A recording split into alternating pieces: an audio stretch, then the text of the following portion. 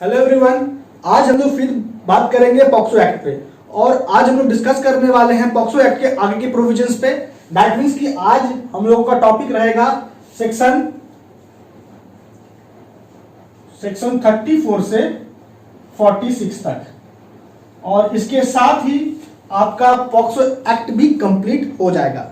तो आप लोगों का जो भी judicial aspirant Bihar APO exam के लिए प्रिपरेशन में लगे हुए हैं, उनका जो माइनर लॉ पेपर का जो सेक्शन है उसमें आर्म्स एक्ट कंप्लीट हो चुका है।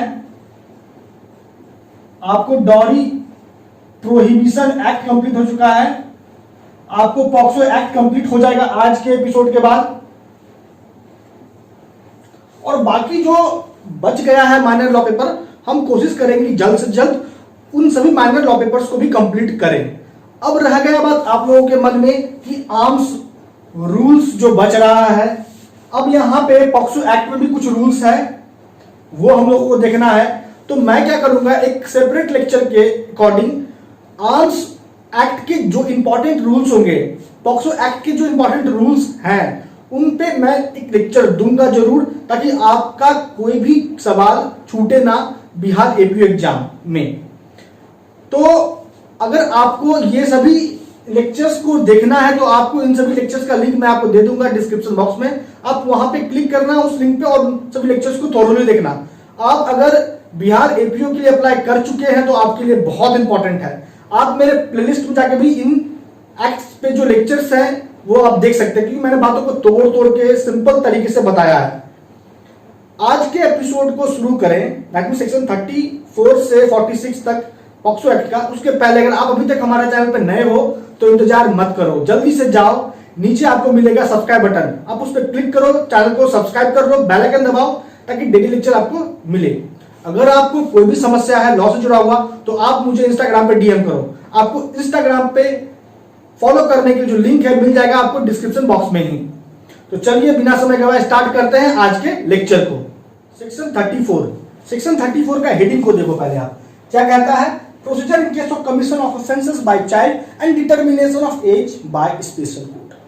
अगर अपराध पॉक्सो एक्ट के अकॉर्डिंग बच्चे से, चाइल्ड से हुआ, person below the age of 18 year, तो उस चाइल्ड में जो ट्रायल प्रोसीजर फॉलो होगा वो क्या होगा, कौन सा प्रोसीजर फॉलो होगा, ये बात आपको बताता है सेक्शन 34। दूसरा कि बच्चे का एज को तय करने का जो अथॉरिटी है, राइट है, वो किसके पास है, तो स्पेशल कोर्ट के पास है। तो इन सभी बातों पे आपको जानकारी सेक्शन 34 देता है। सेक्शन 34 में 3 बात है। पहला बात कि अगर मान लीजिए अपराध हुआ बच्चे से एज पर पॉक्सो एक्ट, तो उस बच्चे की जो ट्रायल चलेगा वो चलेगा किस एक्ट के द्वारा बताए गए ट्रायल प्रोसीजर के अकॉर्डिंग, तो वो है, देखो आपके पास बेयर एक्ट है। क्योंकि मैं आपको हमेशा बोलता हूं कि जब भी आप वीडियो को देखते हो, स्पेशली मेरे वीडियो को देखते हो, तो अपने पास बेयर एक्ट रख लो उस लॉ पेपर का जिसपे डिस्कशन हो रहा है। तो कहता है कि जो ट्रायल प्रोसीजर प्रोवाइडेड है under juvenile justice care and protection of children act 2000, JJ act में जो ट्रायल प्रोसीजर प्रोवाइडेड है उसी ट्रायल प्रोसीजर के अकॉर्डिंग मुकदमा चलेगा, ट्रायल चलेगा बच्चे पे, अगर बच्चा पॉक्सो एक्ट के अकॉर्डिंग ऑफेंस करता है तो।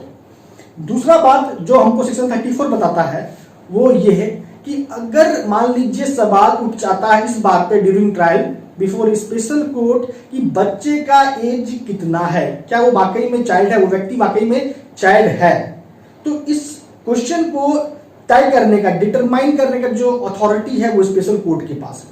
और स्पेशल कोर्ट जिस भी आधार पे, जिस भी ग्राउंड पे ये तय करेगी, डिटरमाइन करेगी, स्पेशल कोर्ट को इस संबंध में रिटन रीजन भी रिकॉर्ड करना होगा।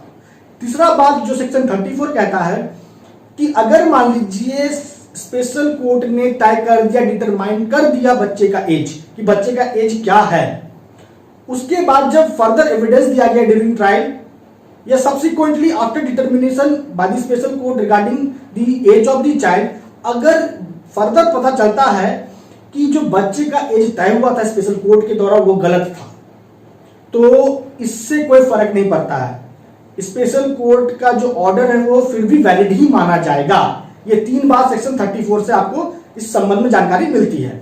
अब आगे बढ़ते हैं, बात करते हैं सेक्शन 35 का। क्योंकि देखो सेक्शन 34 से जो सेक्शन 34 से जो सेक्शन 30 माफ कीजिए 46 है, अगर आप इसको देखोगे तो उसका नेचर ही बताता है कि इससे मेंस के पर्सपेक्टिव से सवाल बन नहीं सकता है। तो आपको पीटी के पर्सपेक्टिव से ही इन सेक्शंस में बातों को समझना है। तो सेक्शन 35 पे आते हैं कि सेक्शन 35 क्या कहता है पॉक्सो एक्ट का। आपके पास बेरा एक्ट है, देखो क्या कहता है heading, period for recording of evidence of child and disposal of cases. Section 35 हमको दो विषयों पर बात बताता है। पहला कि अगर कोई मुकदमा, कोई मामला बनता है पॉक्सो एक्ट के अकॉर्डिंग, तो उस मुकदमे, उस मामले का डिस्पोजल कितना टाइम पीरियड के भीतर हो जाना आवश्यक है। दूसरा कहता है कि अगर बच्चे के एविडेंस को रिकॉर्ड करना है तो बच्चे के एविडेंस को रिकॉर्ड किया जाना कितना टाइम पीरियड के भीतर आवश्यक है। तो अगर मान लीजिए केस का डिस्पोजल होना है पॉक्सो एक्ट के अकॉर्डिंग, कोई मामला बना है तो उस मामले का डिस्पोजल होना कंपलसरी है, मैंडेटरी है विद इन 1 ईयर, 1 साल के भीतर। अब 1 साल कब से, तो देखो वहां लिखा हुआ है कि जिस डेट को स्पेशल कोर्ट कॉग्निजेंस लेगा ऑफेंस का, उस डेट से 1 साल के भीतर मुकदमे का डिस्पोजल होना मैंडेटरी है। दूसरा बात, प्रयास यही रहेगा। दूसरा कहता है कि अगर बच्चे का एविडेंस को रिकॉर्ड करना है तो जिस डेट को स्पेशल कोर्ट ने अपराध का ऑफेंस का कॉग्निजेंस लिया है, उस डेट से 30 दिन के भीतर as far as possible record कर लेना है एविडेंस बच्चे का।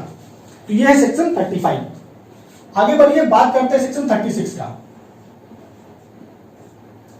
सेक्शन 36 पर आइए। सेक्शन 36 कहता है child not to see accused at the time of testifying. जब ड्यूरिंग ट्रायल बच्चा सबूत देगा तो ये ड्यूटी है स्पेशल कोर्ट का कि इस बात को सुनिश्चित करे कि बच्चा एक्यूज से रूबरू ना हो। यह बताता है सेक्शन 36। आगे बढ़िए, बात करते हैं सेक्शन 37 का।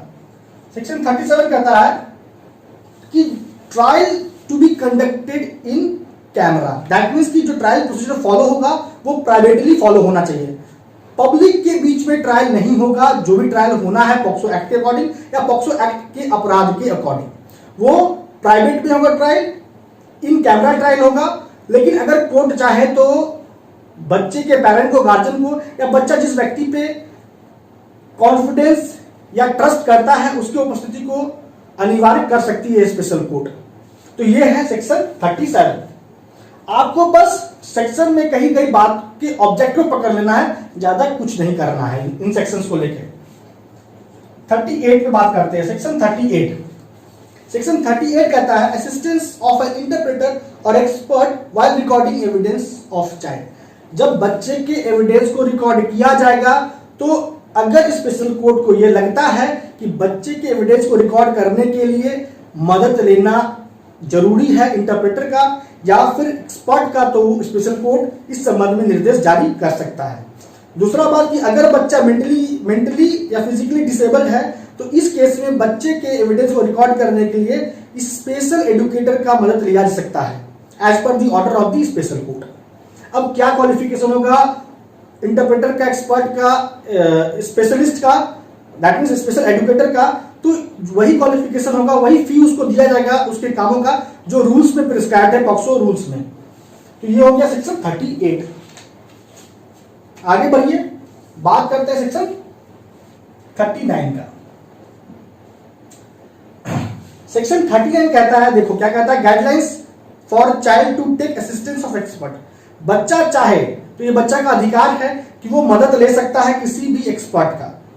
अब यहां पे वो एक्सपर्ट का संबंध साइकोलॉजी से होना चाहिए या social work, physical health, mental health, child development से हो। तो इन क्षेत्रों में जो भी एक्सपर्ट हैं, अगर बच्चा चाहे तो इनका जो आवश्यकता पड़ता है तो इनका मदद ले सकता है, बच्चा का यह अधिकार है।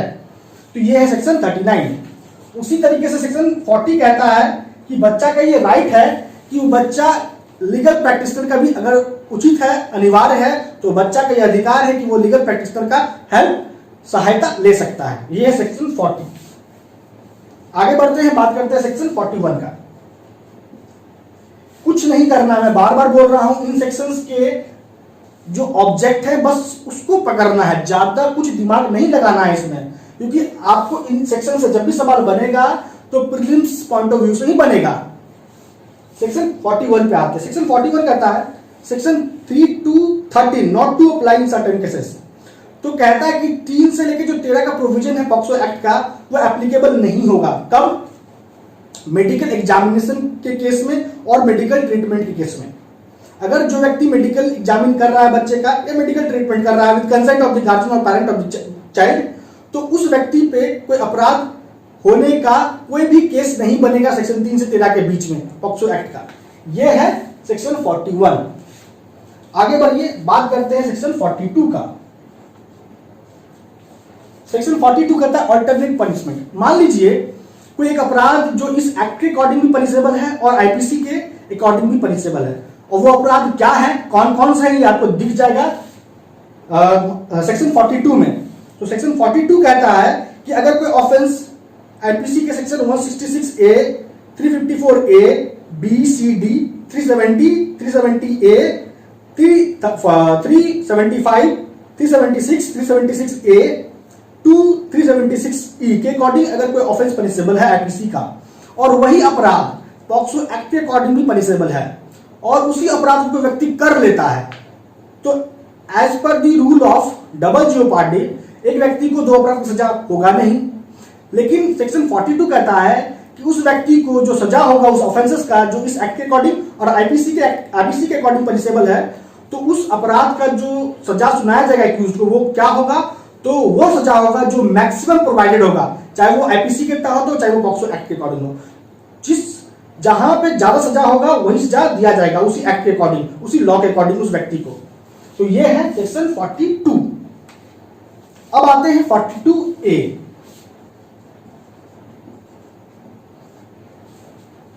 42A कहता है act not in derogation of any other law.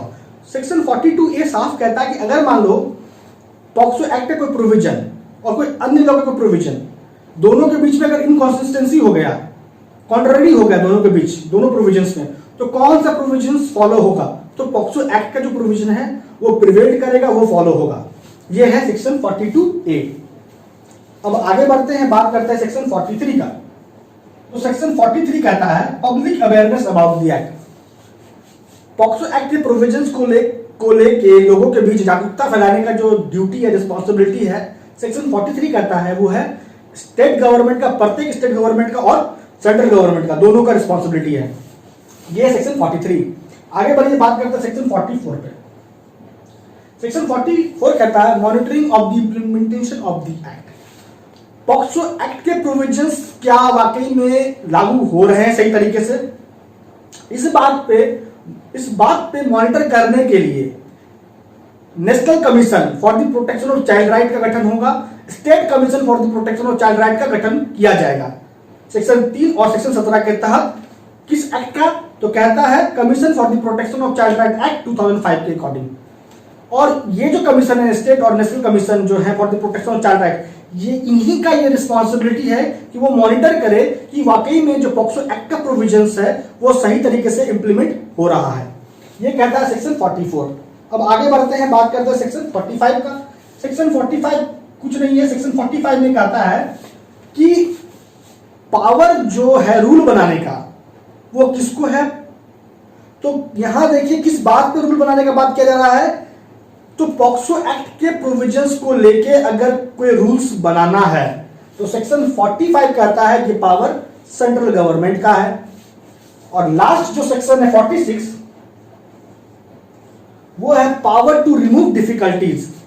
अगर मान लीजिए कहता है कि कोई डिफिकल्टी अराइज हो गया, पॉक्सो एक्ट के प्रोविजंस को लागू करने के रिस्पेक्ट में अगर कोई डिफिकल्टी अराइज हो गया या हो जाता है, तो उस डिफिकल्टी को रिमूव करने का जो ड्यूटी है, रिस्पॉन्सिबिलिटी है, वो किसका है, तो सेक्शन 46 कहता है ये है सेंट्रल गवर्नमेंट का रिस्पॉन्सिबिलिटी। तो सेक्शन 46 के साथ आपका जो आज का एपिसोड था वो भी खत्म हो गया, और इसके साथ ही साथ पॉक्सो एक्ट भी आपका कंप्लीट हो गया। एक और minor law paper Bihar AP exam के पर्सपेक्टिव से कंप्लीट हो चुका है। तो दोस्तों इसी के साथ अब आ चुका है लेक्चर को कंक्लूड करने का टाइम।